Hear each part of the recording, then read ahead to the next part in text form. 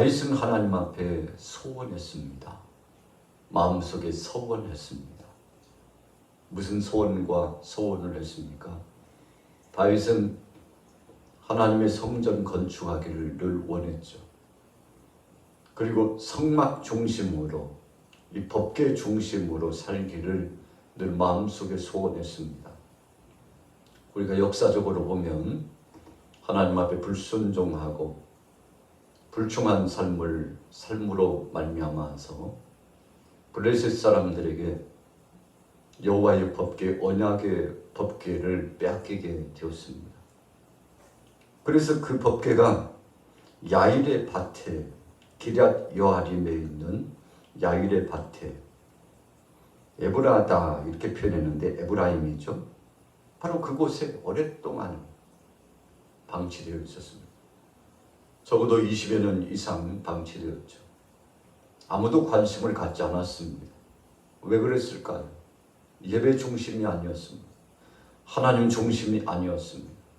하나님 앞에 영광 돌리면서 성소를 사모하고 예배를 사모하고 하나님 앞에 마음의 중심을 헌신하는 그런 소원을 갖고 사는 이들이 아니었습니다. 그러다 보니까 블레셋 군사들에 의해서 빼앗겼던 그 법궤가 블레셋 사람들도 감당하지 못했죠. 다곤 신전에 갔다가 놓았는데 다곤 신상 목이 부러져 버리고, 여호와 하나님께서는 스스로 자존하시는 하나님이심을 나타내셨죠. 이스라엘 백성들이 하나님을 떠나고 자기들 마음대로 살아가고 법궤 중심의 삶도 아니었지만 하나님은 스스로 역사하시는 분이었으므로 다곤 신전에 있었던 바로 그 법궤가 스스로 하나님의 능력과 역사하심 속에 우상의 그 제단을, 우상 숭배하는 이들을 징치하고 역사를 진행했던 것입니다. 블레셋 사람들이 깜짝 놀랐죠. 7개월 이상 법궤만 가지면 우리도 저희 유다 백성, 히브리 백성들처럼 하나님의 그 법궤가 있다면, 여호와의 법궤가 있다면 승승장구하고 놀라운 역사가 나타나리라. 이 이방인들은 여러 신을 가지고 있습니다. 그래서 또 다른 하나 신을 머물러 두는 것은 그들에게 있어서 기쁨이고 또 다른 기대치를 가질 수 있다고 생각을 했죠. 그래서 신은 많을수록 좋다고 생각하는 이 다신론주의 속에 살아가던 사람들이 바로 블레셋 사람들, 이방 사람들 아니겠습니까? 우리가 역사 이래로 보면 애굽의 파로가 마치 자신이 신인 것처럼 행세를 하고 모세 앞에, 여호와 하나님 앞에 방자히 행하다가 결국은 애굽에 있는 모든 신들을 하나님께서 치심으로 하나님 앞에 10가지 재앙의 역사 가운데서 무릎을 꿇죠. 하나님께서 치신 겁니다. 블레셋 사람들도 마찬가지였습니다. 하나님이 스스로 역사하시며 치시는 그 능력 앞에 무릎을 꿇은 거죠. 그래서 법궤를 내어놓았습니다.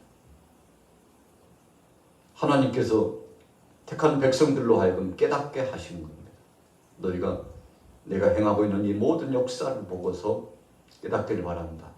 그리고 내게 돌아오기를 원한다. 하나님의 뜻을 선포한 거죠. 그러나 하나님 앞에 돌아오지 못했습니다. 한편에서는 두려움도 있었겠죠. 여러분, 멀리 떠났던 이 백성들이 마침내 이제 하나님의 정하신 때가 되면 서서히 돌아오게 되는데, 그 돌아오는 역사의 시초를 이 다윗이 놓게 됩니다. 오랫동안 방치되었던 법궤를 하나님의 그 영광스러운 역사가 임재하고 하나님의 언약의 역사가 상징되고 있는 이 언약궤, 그래서 언약궤라고 그러는 거죠. 법궤, 하나님의 말씀 중심으로 하나님의 법이 바로 이 법궤를 중심으로 진행된다. 이렇게 해서 법궤라고도 표현하게 되지 않습니까? 자, 오늘 본문에 보십시오. 다윗이 장막집에 들어가서 잠자는 것을 원치 않았어요. 자, 3절에 보세요. 내가 내 장막집에 들어가지 아니하면 내 침상에 오르지 아니할 겁니다. 내 눈으로 잠들게 하지 아니하면 내 눈꺼풀로도 졸게 하지 아니할 겁니다. 왜요? 하나님의 법궤가 지금 방치되어 있고 아무도 관심을 갖지 않고 하나님 앞에 영광 돌리지 못하는 이 세대에 다윗이 자기 자신을 반성하고 회개하는 겁니다. 왕부터서 하나님 앞에 나아가서 자복하고 회개하면서 하나님 불충함을 용서하옵소서. 이제라도 정신을 차리게 하시고 하나님의 뜻 앞에 나아가서 신실한 삶을 살게 하시니 감사합니다. 그래서 하나님 앞에 소원하고 나아가서 5절 말씀해 보세요. 여호와의 처소 곧 야곱의 전능자의 성막을 발견하기까지 하리라 하였나이다. 여러분, 성막 중심, 법궤 중심, 지도자 모세를 중심으로 택한 백성들 60만을 인도하실 때 하나님께서 광야에서 만들도록 하셨던 그 성막, 광야에서 만들어 놓았던 그 법궤 아니겠습니까? 자손 대대로 계속 영적인 기업의 역사처럼 이어져 나가게 되었죠. 여러분, 그래서 다윗은 생각했습니다. 하나님께서 허락하신 이 약속의 표징적인 의미의 법궤를 이제 다시금 다윗성으로 모셔와야 되겠다고 생각하고 그가 움직인 겁니다. 자, 6절 보세요. 132편 6절 우리 같이 읽습니다. 시작. 우리가 그것이 에브라다에 있다 함을 들었더니 나무밭에서 찾았도다. 자, 그래서 오늘 132편의 배경은 사무엘상 7장 1절부터 나타난 말씀이 바로 그 배경입니다. 하나님 앞에서 깨었어요. 새롭게 이제 정신을 차리고 믿음으로 살기를 소원했습니다. 방치되어 있는 그 법궤를 다시금 다윗성으로 옮겨와야 되는 이 중요한 과제를 다윗이 마음속에 갖고서 하나님 앞에 영광 돌리고자 소원하고 그가 움직이기 시작했던 것입니다. 여러분, 그래서 실로 성읍의 언약궤가 보관되어 있다는 그 사실을 알고서 마침내 이제 하나님 앞에 영광 돌리는 이동의 과정을 가고자 했던 것입니다. 7절 8절 같이 읽습니다. 시작. 우리가 그의 계신 곳으로 들어가서 그의 발등상 앞에서 엎드려 예배하리로다. 여호와여 일어나사 주의 권능의 궤와 함께 평안한 곳으로 들어가소서.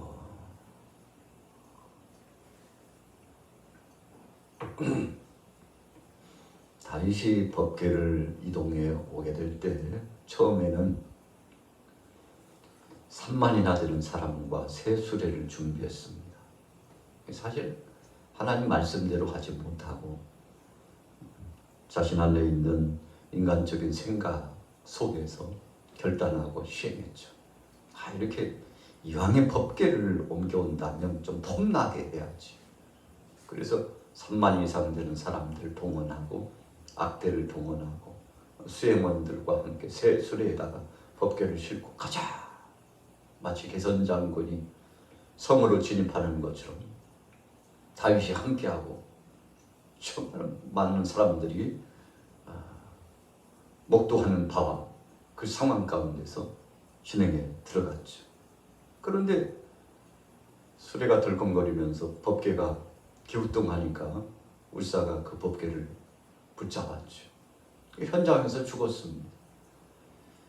하나님의 법궤는 하나님께서 정하신 고앗 자손들 그 후손 제사장만이 다룰 수 있도록, 레위 족속 가운데 성별된 사람만이 다룰 수 있도록 하나님께서 정해놓은 것이 바로 약속의 말씀입니다.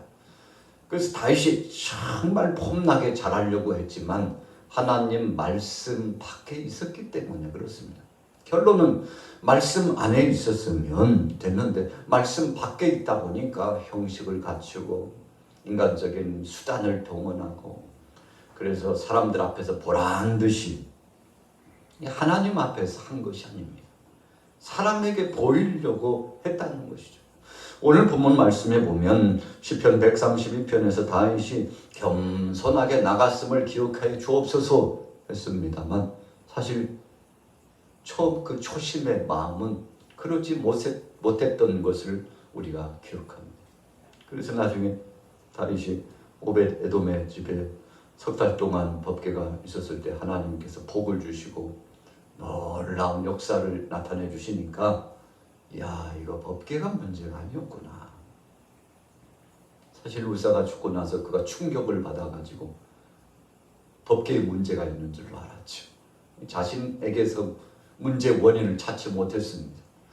오벳 에돔의 집에 석 달 동안 하나님께서 복을 주시며 함께 하시는 것을 보고 정신이 바짝 났죠. 야, 그렇구나.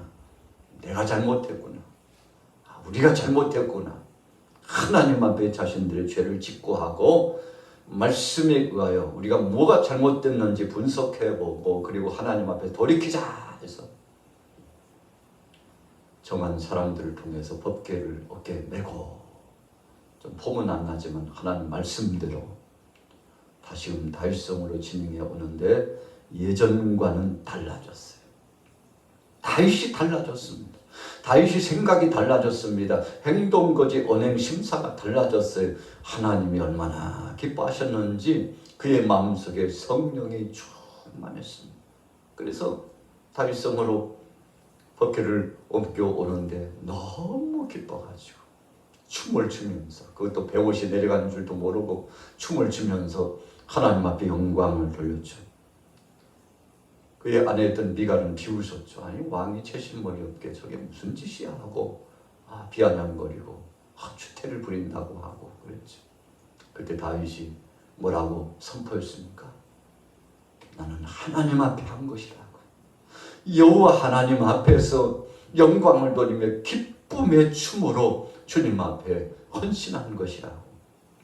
그래서 미갈이 거기서 불평하고 다윗에게 함부로 말하고 그리고 하나님의 영광을 가리고 인간적인 생각을 가지고서 신실한 믿음을 갖지 않음으로 말미암아 그 이후로 미갈의 이야기가 성경 속에서 사라지게 되지 않습니까? 왜 그렇습니까? 하나님 영광보다는 사람을 먼저 생각했기 때문이죠. 우리가 어제도 말씀을 묵상했습니다만 사람의 영광을 사랑하게 되면 그렇게 되는 것입니다. 하나님 영광을 사랑하게 되는 거죠. 다윗은 그래서 기쁨으로 전심으로 하나님 앞에 영광 돌렸는데 하나님이 오늘 그것을 기억하셨습니다. 자 보십시오. 9절 말씀 보세요. 주의 제사장들은 의를 옷 입고 주의 성도들은 즐거이 외칠지어다. 주의 종 다윗을 위하여 주의 기름 부음 받은 자의 얼굴을 외면하지 마옵소서. 여러분 있어야 될 그 사람들이 이제 그 자리에 쫙 호진에 들어가서 하나님 앞에 영광 돌렸죠. 그래서 여러분 제사장들은 제사장의 목, 다윗은 왕이기 때문에 왕의 목, 또 다른 수종을 두는 레위 사랑하는 동역자들은 자신들의 몫을 다하면 되는 것입니다. 그래서 하나님은 이 질서를 원하시고 신실한 믿음을 원하시고 소원한 대로 서원한 대로 마음을 믿음으로 품은 대로 그대로 가기를 원했죠. 오늘 다윗과 함께한 모든 사람들이 이처럼 하나님 앞에서 정직히 행하고 신실한 믿음으로 행했더니 하나님께서 영광을 받으시고 그리고 그 후세대에 복을 더하여 주셨습니다. 자 보십시오. 12절 말씀 같이 읽습니다. 시작. 내 자손이 내 언약과 그들에게 교훈하는 내 증거를 지킬진대 그들의 후손도 영원히 내 왕위에 앉으리라 하셨도다. 여러분 우리가 신앙생활하는 거 물론 하나님과 낯사이에 면대면 개인적인 신앙 고백의 문제입니다. 그래서 이 믿음을 누구도 대신해 줄 수 없습니다. 그러나 성경은 또 다른 편에 분명히 말씀합니다. 내 믿음의 그 출발점에서 후세대들이 그 신실한 믿음을 본받아 하나님의 약속을 믿고 끝까지 하나님과 동행자가 되면 그 선대가 받았던 그 복을 그 후대들도 받게 된다는 거죠. 우리가 역사적으로 보면 다윗가에 참 큰 변화가 찾아오죠. 그 변화가 무엇입니까? 다윗과 같은 믿음을 지키지 못했어요. 솔로몬 이후에 백성들이 타락하고 나중에는 르호보암과 여로보암으로 나라가 둘로 갈라지고, 그리고 한쪽은 아수르의 북이스라엘이 패망하고 또 한쪽 유다는 바벨론에 의해서 망하죠. 결국은 하나님 영광 중심이 아니라 사람 중심으로 나갔다가 나라가 패망하고 쓴 쓴맛을 보고 바벨론에 70년 동안 포로화가 되어 있다가 나중에 하나님께서 세우신 종 고레스, 바사왕 고레스를 통해서 칙령을 내려가지고 백성들을 해방시켜주고 고향으로 보내주고 다시금 새로운 출발을 할 수 있도록 해주시지 않습니까? 그동안에 긴 세월이 흘렀어요. 여러분, 광야에서 애굽에서 나왔던 백성들이 약속의 땅 가나안 땅까지 가는데 많이 걸려야 열흘입니다. 그런데 40년 동안 빙빙 돌았어요. 여러분, 우리가 어떤 때는요, 그냥 단숨에 이루어질 수도 있는 일을 빙빙 돌아서 고통당할 거 당하고 채찍 맞을 거 다 맞고 정말 마음이 심산하고 괴롭고 고통스러운 그 길로 계속 가게 될 때가 있습니다. 광야 40년 동안 제1세대가 여호수아와 갈렙을 제외한 제1세대가 그런 삶을 살았어요. 여러분, 그래서 수가 문제가 아닙니다. 중요한 것은 여호수아 갈렙처럼 믿음이 중요한 거죠. 여러분, 정탐꾼으로 말하면 10대 2였어요. 다수결 원칙으로 보면 10사람의 말을 들어야 되죠. 그러나 하나님은 그렇게 생각하지 않습니다. 하나님은 정말 믿음으로 행하느뇨, 하나님 영광을 위해서 나갔느뇨, 그 약속을 붙잡고 끝까지 정진했느뇨, 하나님은 그 마음의 중심을 보시기 때문에 사무엘 선지자가 정말 똑똑히 깨달았잖아요. 이새의 가정에 가서 8형제를 통해서 이제 왕을 세우자 하는데 7 형제만 있었죠. 다윗은 보이지 않았어요. 하나님께서 7 형제를 다 물렸습니다. 아니다, 저도 아니고 저도 아니라니까. 참 사무엘 선지자가 난감했을 겁니다. 아니, 도대체 그러면 하나님 누굽니까? 여기 없다. 여기 없어요. 그래서 이새에게 수소문해 보니까 아들이 하나 있긴 있는데 들녘에 나가서 양을 치고 있다. 여러분, 하나님의 관심은 정말 신실한 사람, 누가 보든지 보지 않든지 하나님 앞에 충성한 사람, 그래서 굳은 일이지만 그것도 마다하지 않고 하나님 앞에 영광 돌리고, 내가 지금 사람 보라고 하는 거 아니잖아. 하나님 앞에 늘 예배하는 마음으로 하는 것이잖아. 이게 다윗의 마음이었거든요. 그래서 사도행전에 말씀하는 것처럼 이새의 아들 다윗을 만나니 내 마음이 합한 자다. 내가 저를 통해서 내 뜻을 다 이루리라. 이런 위대한 선언이 나타나게 된 거죠. 오늘 다윗이 후세대들이 같이 복을 받기를 원했지만 그 뜻대로 잘 안 됐어요. 그러나 하나님께서 다윗의 약속과 그의 믿음을 보시고서 나중에 다 추스리고 회복시켜주죠. 여러분, 그래서 저와 여러분들의 믿음이 중요한 겁니다. 다음 세대가 어떤 모양으로 다가오든지 간에 지금 현존하고 있는 저와 여러분들의 최선을 다하여 나가면 후대는 하나님이 책임지시는 거죠. 우리 교회 역사도, 여러분들의 생업의 현장도, 우리 개인의 하나님을 향한 신앙 고백의 삶도 마찬가지입니다. 그래서 하나님 앞에서 하면 되는 것입니다. 하나님이 다 기억하시고 체크하시고 감찰해 보시기 때문이죠. 그래서 우리는 두려운 겁니다. 그분이 다 감찰해 보고 계시기 때문에 두렵고 떨림으로 하는 겁니다. 자, 오늘 14절 보세요. 이는 내가 영원히 쉴 것이라. 내가 여기 거주할 것은 이를 원하였음이라. 내가 이 성에 식료품에 풍족히 복을 주고 떡으로 그 빈민을 만족하게 하리로다. 내가 그 제사장들에게 구원의 옷을 입히리니 그 성도들은 즐거이 외치리로다. 하나님 뜻 중심으로 나간 모든 이들에게 하나님께서 복을 더하여 주셨습니다. 자, 결론입니다. 17절부터 읽어봅니다. 시작. 내가 거기서 다윗에게 뿔이 나게 할 것이라. 내가 내 기름 부음을 받는 자를 위하여 틈을 준비하였도다. 내가 그의 원수에게는 수치를 옷 입히고 그에게는 왕관이 빛나게 하리라 하셨도다. 여러분, 다윗이 승리할 수 있었던 비결은 문제가 생겼을 때마다 그는 하나님 앞에 맡기기를 즐겨했습니다. 사울왕과의 관계 보십시오. 그가 사울을 죽일 수 있는 기회가 두 번씩이나 있었잖아요. 그러나 하나님께 맡겼습니다. 그리고 원수들이 얼마나 포진하고 다윗을 공격했는지 몰라요. 그러나 다 하나님 앞에 맡기고 믿음으로 기도하고 때를 기다렸죠.